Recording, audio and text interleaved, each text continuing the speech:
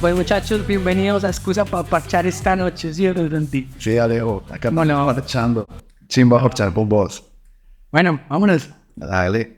Me gustaría, antes de tirarnos al parche, dar una breve introducción de por qué estamos parchando, de qué andamos haciendo acá.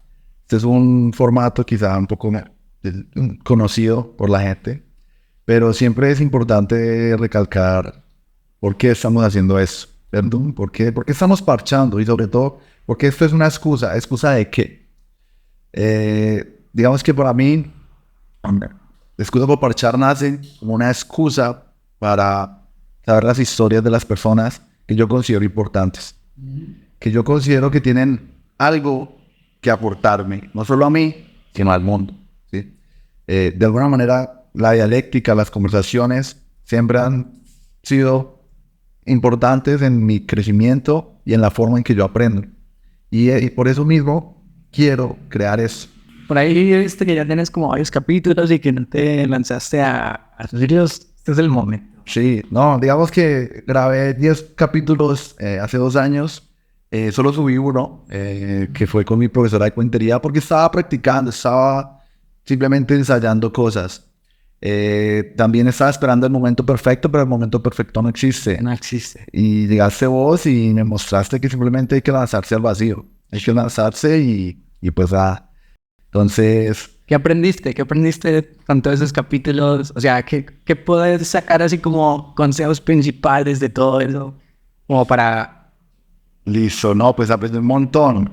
Primero, que hay que lanzarse al vacío. Eso es súper clave. No existe el momento perfecto. No existe el invitado perfecto, no existe el tema perfecto. Sí existen es ganas y ahí simplemente con las herramientas que tengas, sea un micrófono de solapa, un micrófono de streaming o simplemente con el micrófono del celular, tú te tienes que lanzar. Lo mismo aplica para la cámara, para el estudio. Digamos que uno espera, quiere tener todo al 10 de 10. El espacio, la idea, la gente y no. O sea, por ejemplo, creeríamos que necesitamos un espacio, digamos, con insonorización de sonido. Y no, hoy en día ya las IAs nos ayudan a quitar todo ese ruido. Por allá están sonando un montón de carros que ustedes no se van a dar cuenta. Pero sí, eso está en esta telefonía. Bueno, pongamos pues que yo no sé de nada y quiero montar un podcast. ¿Qué necesito? O sea, para empezar así, en palabras simples, que yo sienta, hey, puedo llegar ahorita, ¿qué necesito? A ver, un podcast, digamos que es la transformación de la radio, de alguna manera, ¿cierto? Es la nueva, el nuevo formato de la radio. Principalmente, pues, se enfoca en la voz, pero pues también, digamos, el video ayuda a complementar, ¿sí? Pero principalmente es la voz. Entonces, al menos lo que necesitas es tener un tema para hablar, para conversar. Que la gente quiera escucharte. ¿Por qué la gente quiere escucharte? Entonces, ok, gracias. Para los que no conocen, tenemos un tercer integrante. Las de cámara. Sí, entonces ya tendrán tiempo de conocerlo. De este gran chaval, o muchos proyectos, sí. Simplemente esa es la transformación de la radio que se apoya el video, es complementario. Y bueno, simplemente la gente tiene que tener un tema del que hablar, del que consideren que la gente quiere escuchar, ya sea porque quieren aprender algo, quieren inspirarse o simplemente quieren entretenerse. Cualquiera de esas tres es válida para crear un contenido difusivo como el podcast. ¿Sabes yo qué pienso también? Que no solamente es el que la gente quiere escuchar, que ese sería como crear para este público, o sea, sino también vos que quieres resaltar o comunicar, porque tener un espacio es, en cierta forma, es como abrirse a que las personas lo escuchen y lo vean. Y pues entiendan de lo que tú decías del contenido. Entonces es vos como individuo, como investigador, como artista, ¿qué quieres comunicar y por qué? Yo siento que va un poquito más de ese lado. Ahí estás nombrando algo curioso y es ya estás dando la connotación al que hace el podcast como un artista. ¿Por qué lo consideras así? Bueno, no, espera. No, yo dije que los artistas, o desde el artista o de tal. Sí.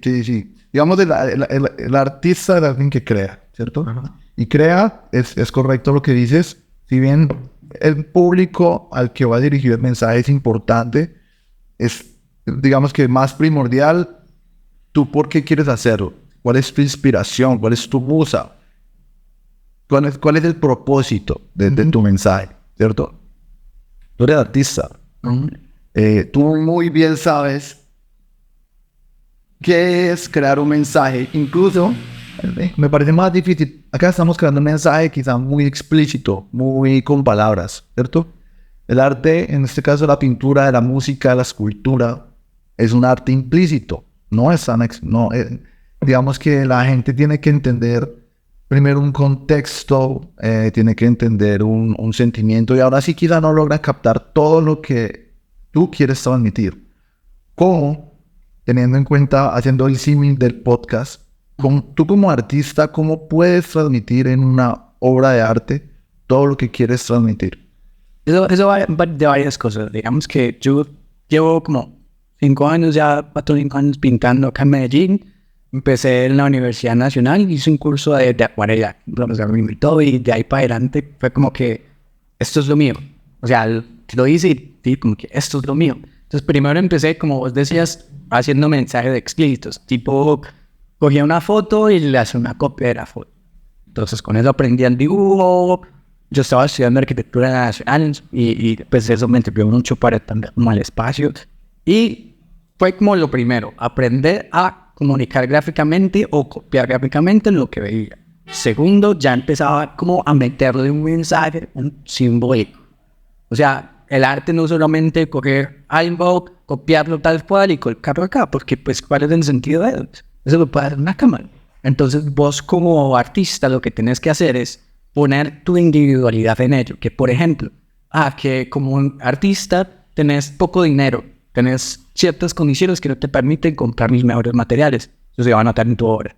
Que tenés poca pintura, entonces haces trazos rápidos y se nota. O sea, todo eso se nota. Todo eso es parte de una obra y de la individuación del artista. O el artista, por ejemplo, está obsesionado con puertas. Y pues te vas a ver toda la galería de todas las pinturas que ha hecho el artista. Puertas, puertas, puertas. ¿Por qué? Porque estás diciendo puertas. Mira, ¿qué me quieres comunicar a las puertas? Entonces, puedes significar muchas cosas que se ve las puertas como oportunidades. Entonces, el mundo está hecho de oportunidades. Entonces, ve puertas en todos lados. Hay un mensaje muy complejo detrás del arte y depende de vos como artista. ¿En qué te vas a enfocar? O sea, naciste en un espacio geográfico y lo quieras o no, es parte de... O sea, es un acto político el vivir. Y lo quieras o no, todo lo que hagas es político. O sea, si haces arte es político. ¿Qué quieres decir, por ejemplo? ¿Qué quiero decir con esa pintura? En el sueño o en el sufrimiento, o lo que causa el estrés de... O sea, si me entiendes, todo está influido dentro de esas partes. Y digamos que yo logré algunas exposiciones acá en Medellín, en el Poblado, pero fue por oportunidades, por comunicar todo lo que hacía y ¿saben? Ok, hablando de exposiciones, justamente, cuando tú haces una exposición o participas en una exposición, la exposición puede tener un eje temático en donde de alguna manera comunique un mismo sentimiento. O puede simplemente tratar más que un eje temático, un eje como artista, como es llegar. Porque las exposiciones de arte mezclan todo, mezclan diferentes artistas, tratan de solo una temática, tratan de un contexto, depende también en dónde están exhibidas. Yeah. Por ejemplo, aquí en Medellín, ¿qué tipo de exhibiciones has participado? Por ejemplo, mi primera exposición fue en una sala en el Poblado que se llama Los Patios. Fue porque yo estaba trabajando en un lugar y pues yo le mostré a un compañero como, mira, yo hago estos dibujitos y él me dijo como que, ay, parce, te puedes contar. Háblate con tal persona que además que te consigo donde exponer. Yo le escribí y él me respondió, mándame los fotos de lo que haces. Y le mandé y me dijo como que, uy, chimón, venga. Entonces, por ejemplo, lo que vos decías, esos tienen como un contexto o un sentido y es, por ejemplo, ese stand recibía extranjeros. Entonces, dentro del contexto de la exposición era como que, bueno, comunique lo que hay en Medellín. Entonces mi primera exposición se llamó Caminando Medellín, porque yo en ese tiempo caminaba mucho y en cualquier lado me sentaba y empezaba a dibujar lo que veía. Entonces había muchos pues, modelos de todo Medellín, de Envigado, de Sabaneta. Y digamos que ese es el contexto de una exposición, entender. Primero, cuál es el contexto, ya sea el lugar de exposición de la galería, y en concordancia, pues decir como que, bueno, ¿en qué me inspiré yo a hacer esta exposición o por qué la hice? Porque pues vivo en un espacio físico y quería plasmar lo que veo mi día a día. Entonces, tendría sentido desde esa forma decir, bueno, el contexto de esta exposición es Caminando Medellín por esto y esto. Ahora, lo que vos decías, por ejemplo, cuando se juntan varios artistas, ya no es un individuo, sino es como el contexto general. Bueno, ¿quiénes lo van a observar? Personas que quieren conocer la cultura. Entonces, al abrir la cultura, abrimos la diversidad que hay acá. Entonces, se muestra dependiendo de cada artista. Y todo eso va como guiado desde ese punto. Ok. Me gustaría preguntarte, ¿qué sientes que a las exposiciones les falta? O sea, ¿qué sientes, por ejemplo, aquí en Medellín a las que has estado, que si hubiera tenido esto, hubiera tenido como esta dinámica, hubiera podido como conectar más con el asistente? Vale, por ejemplo, acá el que está pasando, pues al menos en las que yo he ido, yo fui a otra allá en Envigado, y es por ejemplo, los lugares en donde tú puedes exponer actualmente. Las galerías grandes, obviamente, tú entras con contacto conocido, amiguito de galerías pequeñas, que no son galerías, sino son espacios de publicación. Alguien tiene una idea, quiero darle espacio a los jóvenes diferentes, pero como yo estoy poniendo esto, entonces tienen que aportar ya sea con visualización. Entonces es tipo, bueno, va a haber tal público, tienen que entretener al público. Entonces ya no vos sos siendo libre, sino vos siendo un showman, siendo la persona que está mostrándose y diciendo, pues como tomando el liderazgo y guiando a los consumidores, es lo que están ahí ¿Y observando. eso te parece malo? No, ese es parte del mercado. Solo que si un artista, los artistas tenemos a ser introvertidos. Si un artista no es capaz de tomar el liderazgo y decir, ahora es esta, güey, tales cosas, porque esto, entonces el artista se abruma y no. Pues si yo como espectador voy y digo, no, ese artista está callado, no entendí nada. Ok. Pero ¿sientes que el arte del artista puede existir, la obra del artista puede existir sin el artista? Tienen que ir ligado a... Entonces, en ese sentido, ¿no sientes que es, digamos, un ejercicio artístico que el artista esté ahí mostrando sus obras? Sí. Esa es parte para entenderlo, pero por ejemplo, hay obras que comunican por sí solas. O sea, si un artista es bueno, vos ves un cuadro y te comunica algo, sin que el artista te lo explique. Obviamente, agregamos mucho que el artista esté ahí y te diga, a ver, yo pensé en eso, pero ahora te comunica. Por ejemplo, en la música. Entonces escuchas una canción, te eriza la piel o conectas mucho, pero no estás con el artista. Estás escuchando al artista. De pronto, pensándolo más en términos de viralización, marketing y cosas así, la marca personal del artista es demasiado importante para conectar con las personas. Porque las personas, sí, pueden, digamos, les puede gustar la obra, la canción, etcétera, pero cuando tú sabes quién está detrás y logras conectar emocionalmente, te puedes sentir más afín por esa obra, incluso. ¿Sí? Porque sabes en qué contexto, tienes más información para, digamos, darle valor a esa obra. Claro.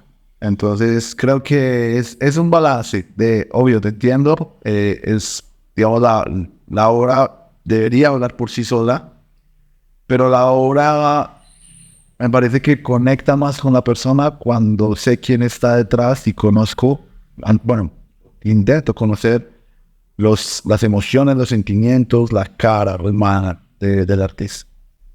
Tiene mucha cantidad, entonces, digamos que es una combinación de varias cosas y el hecho, por ejemplo, de que haya actualmente en Medellín hayan tantos espacios en los que los artistas pueden mostrar lo que hacen es fundamental para eso que tú dices. O sea, el hecho de que yo pueda hablar con un artista, por ejemplo, muchas de las obras que yo he vendido han sido porque las personas han venido y me han dicho, hey, me gusta eso, ¿en qué te inspiraste? Me la llevo.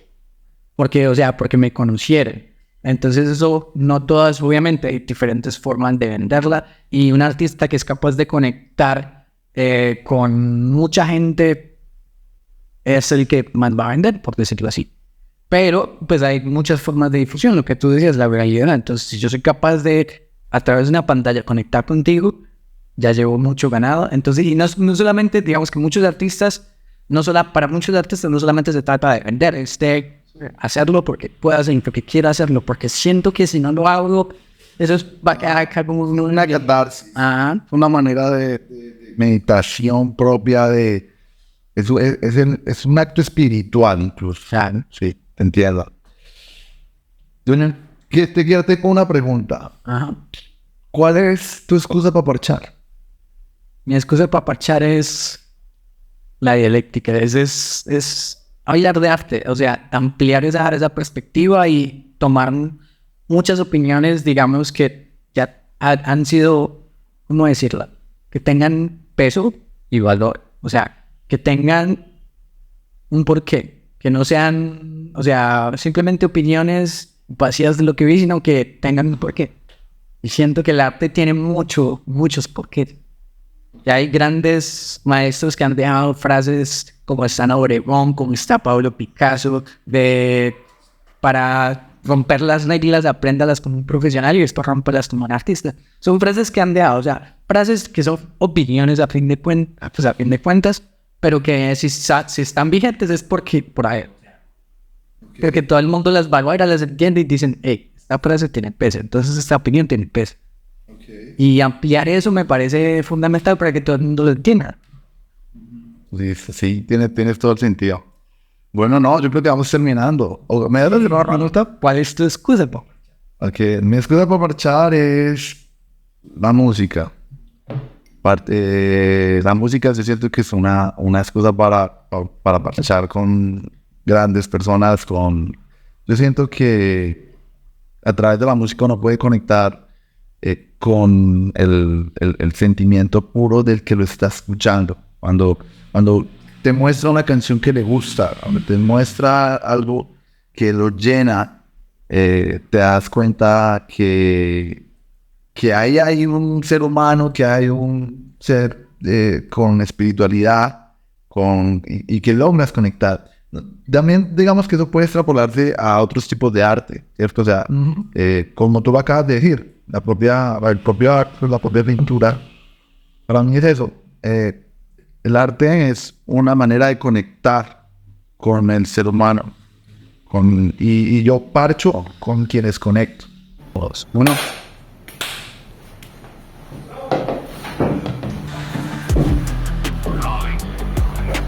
¡Viva! ¡Viva! ¡Vámonos! Check 1, 2, excusa para marchar en la casa. Somos el parche que prende la mecha, la risa y la brasa.